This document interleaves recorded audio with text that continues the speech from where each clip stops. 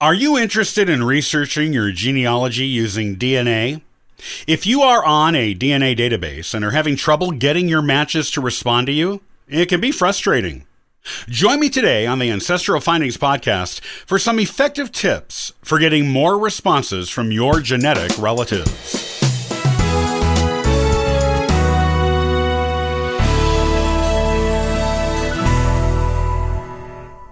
DNA is an amazing tool for expanding our genealogy research and adding to our family trees.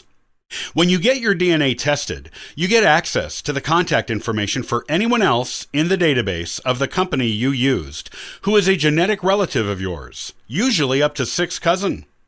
If you contact these matches, you have a high likelihood of discovering previously unknown family information, and may even get access to photos, letters, diaries, and more that you thought were long lost to time.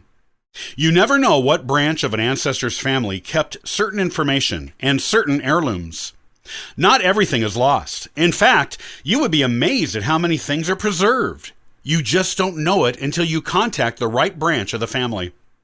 However, one of the more frustrating things about DNA databases is getting your matches to get back to you when you contact them. The issue is that many people who get their DNA tested are only interested in finding their ethnic background or to prove or disprove family legends. They are not genealogists and are not interested in building their family trees, and this makes them uninterested in connecting with their DNA matches online.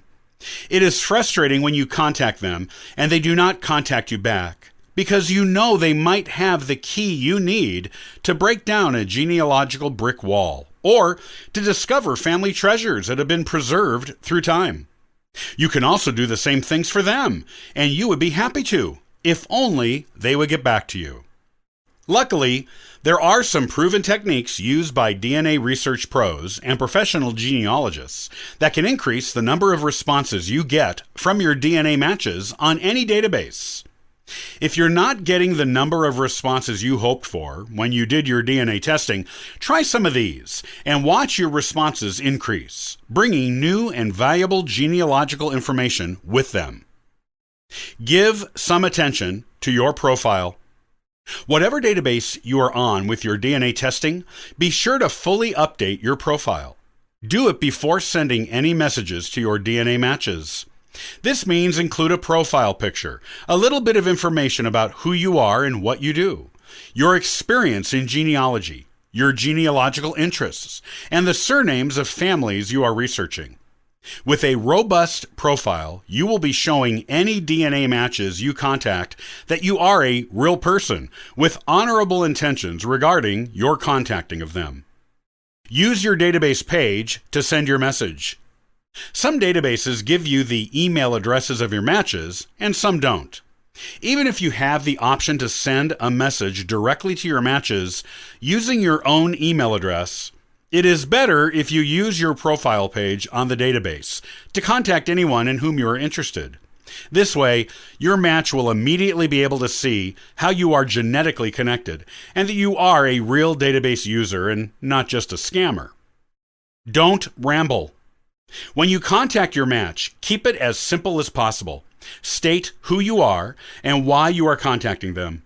This will probably mean including your ties to the family whose DNA you share, and what you are interested in finding out about that family, and or your connection to your match. Keeping it simple in the first communication keeps your match's attention and avoids making responding to you seem too overwhelming and cumbersome to them. Be specific. Make sure your match understands who you are and what family you are referencing. Some people who are on DNA databases manage projects for more than one family. Refer to database usernames to identify and describe people and ancestors. Use surnames regarding the family you are contacting them about. This will make it easier for them to identify you, the information you need, and the family to which you are referring. Don't include your entire family tree. Avoid this, at least in the first message. Keep your initial contact to just one inquiry about one ancestor. If you have more than one connection, or if you want to talk about other ancestors, save that for subsequent messages. once your match has responded to you a few times and you have gotten to know each other better. Even if you write the best message in the world, there will still be a few matches who won't get back to you. Don't take it personally. These are people who simply have no interest in genealogy or meeting genetic matches and had their DNA tested for their own personal other reasons. Every now and then, a message may get lost in the ether of the internet on its way to its recipient, or your match may not log into the DNA database often, which may mean it takes months or a year or more for them to receive your message. It could also simply be that they saw your message and meant to get back to you, but life got in the way and they forgot. Don't stalk your matches.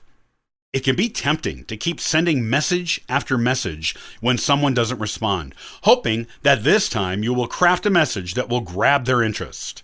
After all, that person may be the key to breaking down your brick wall or obtaining other important genealogical information. But think how you would want to be treated in the same circumstances. People have their own reasons for not responding to messages on DNA platforms. Respect them. If you keep messaging them, they are not more likely to respond, they are less likely to. They may even report you to the database for harassment, and you will lose your privileges there. Remember, there are always other matches with connections to the ancestral lines you are researching. Don't focus on one person who doesn't want to be contacted. Find someone else in that line who does. Keep doing DNA match contacting the right way, and you will get the responses and hopefully answers you seek.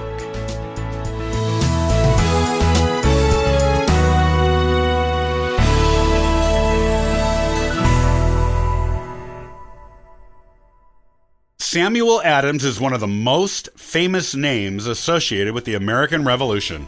However, what do you really know about him other than he has his face and name on a popular brand of American beer? Next time, I'll talk about the real story of this extraordinary American patriot. Until then, have a wonderful week. Copyright by Ancestral Findings, all rights reserved.